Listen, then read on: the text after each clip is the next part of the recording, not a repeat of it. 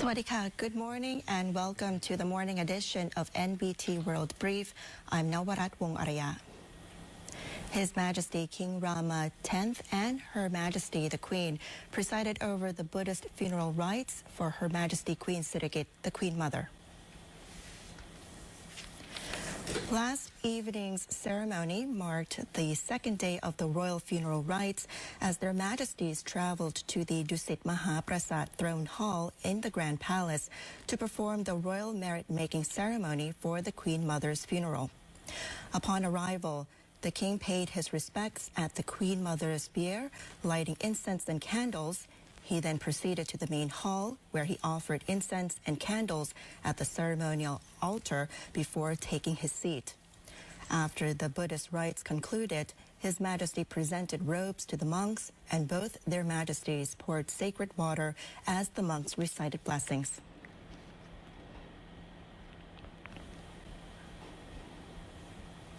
Thailand is preparing a series of royal observances honoring Her Majesty the late Queen SIRIKIT.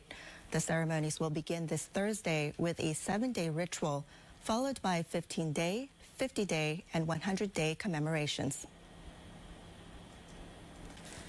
The ceremonies will be held in Bangkok, across provinces and abroad, reflecting the highest honor and respect in accordance with the ancient royal traditions.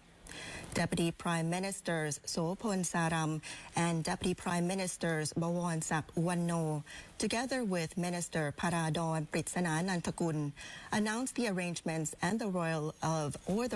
of 8 official committees overseeing the ceremonies.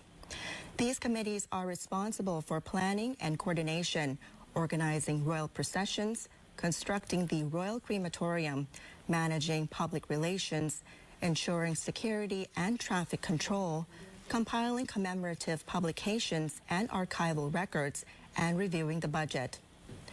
Minister Paradon has called on all government agencies to submit photographs and records of memorial activities.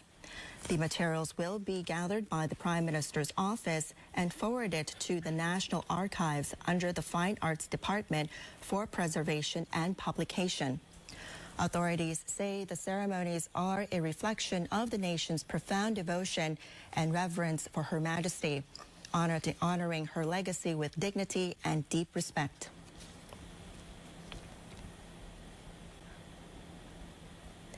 In Mahasarakham, local residents joined a special community event to pay tribute to the Queen Mother through an act of craftsmanship and remembrance. Mahasarakham provincial officials and local residents took part in a free black cloth dyeing activity held in tribute to Her Majesty Queen SIRIKIT, the Queen Mother, at the Jaturamukh Pavilion in front of the City Hall. Participants were invited to dye fabrics black at no cost, as an expression of mourning and loyalty, while also helping families reduce expenses during this period of remembrance. In addition, community groups offered workshops on crafting black ribbons, a simple yet meaningful way for those without black attire to join in paying their respects to the late Queen Mother. The event, led by Deputy Governor Ganok C. Vichainan, was organized by the Queen SIRIKIT Sericulture Center in collaboration with the OTOP Network, the Community Development Office, the Association for the Promotion of Thai Fabrics. มี2 กิจกรรมที่จังหวัดจัดได้แก่การย้อมผ้านะครับซึ่งดำเนินการโดยกลุ่มโอท็อปอีกกิจกรรมหนึ่งคือการจัดทำผูกโบสีดำนะครับดำเนินการโดย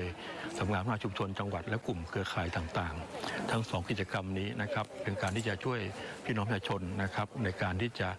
หลายท่านอาจจะติดอุปสรรคในเรื่องของการที่จะมีผ้าสีดำนะครับหรือว่าท่านมีชุดเดิมอยู่แล้วที่ท่านได้ใส่นะครับการที่จะติดโบสีดำนะครับก็ถือว่าเป็นการแสดงความไว้อาลัยนะครับแต่พระองค์ท่านอีกทางหนึ่งนะครับเราก็จะให้กลุ่มต่างๆเนี่ยส่งเสริมพี่น้องในแต่ละพื้นที่นะครับให้มีความแพร่หลายเป็นการอำนวยความสะดวกพี่น้องประชาชนในช่วงที่เราถวายความอาลัยนี้และไว้ทุกข์ในช่วงนี้ครับ Prime Minister Anutin Chanvirakul has used the 47th ASEAN Summit in Kuala Lumpur to restore Thailand's visibility on the global stage, strengthening cooperation in trade, investment, and security. On the final day of the ASEAN Summit, Prime Minister Anutin, who also serves as Interior Minister, joined regional leaders in signing an agreement to expand trade opportunities. Thailand reaffirmed its commitment to advancing the ASEAN-China Free Trade Agreement 3.0, tackling transnational crime, online scams, human trafficking, and environmental challenges such as cross-border haze, all to ensure safety and well-being across the region. During the bilateral meeting with Australia, both sides agreed to enhance cooperation under the TAFTA and RCEP frameworks to boost trade and investment. Anutin also met with Cambodian Prime Minister Hun Manet to discuss border issues, reaffirming Thailand's four conditions, which are disarmament, anti-crime measures, landmine clearance, and joint border management for public safety. At the ASEAN-New Zealand Special Summit, marking 50 years of relations, Thailand proposed the creation of an ASEAN-New Zealand Center to promote sustainable cooperation.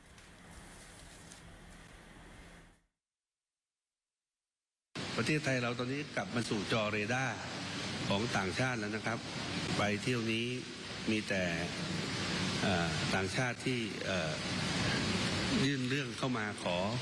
หารือนะ Four Eyes เป็นทวิภาคีแล้วก็ได้มีการพูดคุยที่สะสางเรื่องที่มันเป็นปัญหาอยู่ระหว่างสองประเทศนั้นแล้วก็มีเรื่องที่จะหาความร่วมมือด้วยกันนะครับหาความช่วยเหลือด้วยกันตั้งหลายเรื่อง This marked Anutin's first multilateral engagement since taking office, and he returned to Thailand yesterday and will depart today for South Korea to attend the APEC Economic Leaders Week.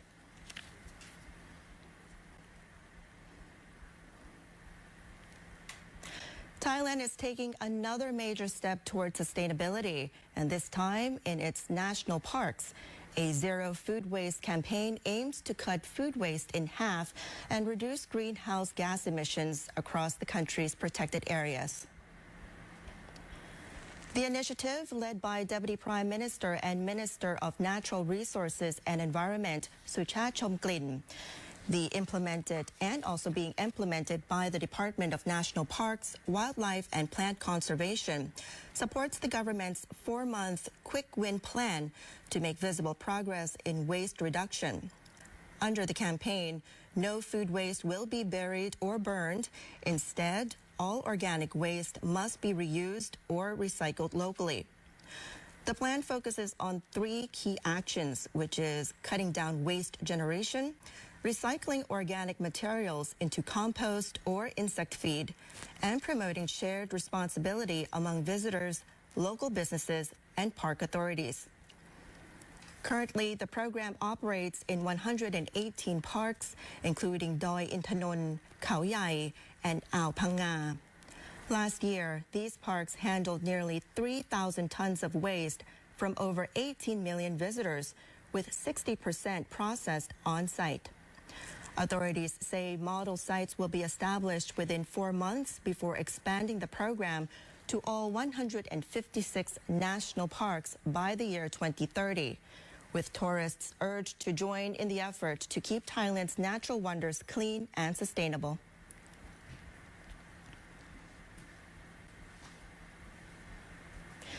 And that will wrap up our morning edition of NBT World Brief. Stay updated with the latest developments and more stories. Simply scan the QR code on your screen to access our full coverage across all media platforms. Until next time, I'm Nawarat Wong Araya. Swadika.